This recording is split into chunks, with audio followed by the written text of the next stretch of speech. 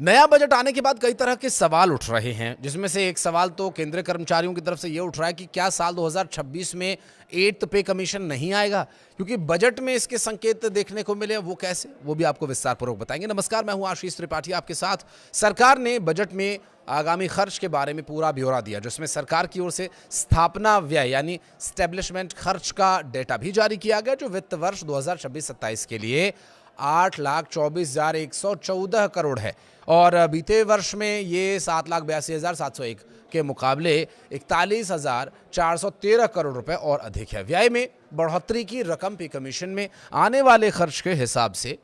मामूली है, क्योंकि सरकार का इतना पैसा नई नियुक्तियों और डीएओ को देने में खर्च हो सकता है और साथ ही सरकार ने 8th पे कमीशन के लिए कुछ अलग से बजट नहीं बताया है। ऐसे में यह अनुमान लगाया जा रहा है कि इस वित्त वर्ष में 8th पे कमीशन यानी 8वां पे कमीशन के लागू होने की राह मुश्किल हो सकती है। बजट 2026 से केंद्रीय कर्मचारियों को 8th पे कमीशन को लेकर के काफ़ी उम्मीदें थी, मगर वित्त मंत्री ने सीधे तौर पर इस पर कोई ऐलान नहीं किया है। रिपोर्ट ये कह रही है कि इसी साल इसे लागू किया जाएगा, लेकिन बजट 2026 में व्यय को लेकर ऐसा कोई डेटा सामने आया ही नहीं। अनुमान ये लगाया जा रहा है कि हो सकता है कि 8th पे कमीशन इस साल भी लटक जाए। दरअसल सरकार ने बजट में आगामी खर्च के बारे में पूरा ब्यौरा दिया, जिसमें सरकार की ओर से स्थापना व्यय यानी स्टैब्लिशमेंट खर्च का भी डेटा जारी किया गया, जो कि वित्त वर्ष 2026-27 के लिए 8,24,114 करोड़ रुपए है। तो वहीं बीते वर्ष के मुकाबले जो 7,82,701 के मुकाबले 41,413 करोड़ रुपए और अधिक है और व्यय में बढ़ोतरी की रकम पे कमीशन में आने वाले खर्चों के हिसाब से कुछ है भी नहीं। बहुत मामूली सी रकम ये कही जा सकती है, क्योंकि सरकार का जो इतना पैसा नई नियुक्तियों पर खर्च हो रहा है और 8th पे कमीशन के लिए बजट में कुछ बताया भी नहीं गया, तो ये सारा जो विषय है यहाँ पर सवाल खड़े कर रहा है इसी वजह से। और दरअसल अधिकारियों को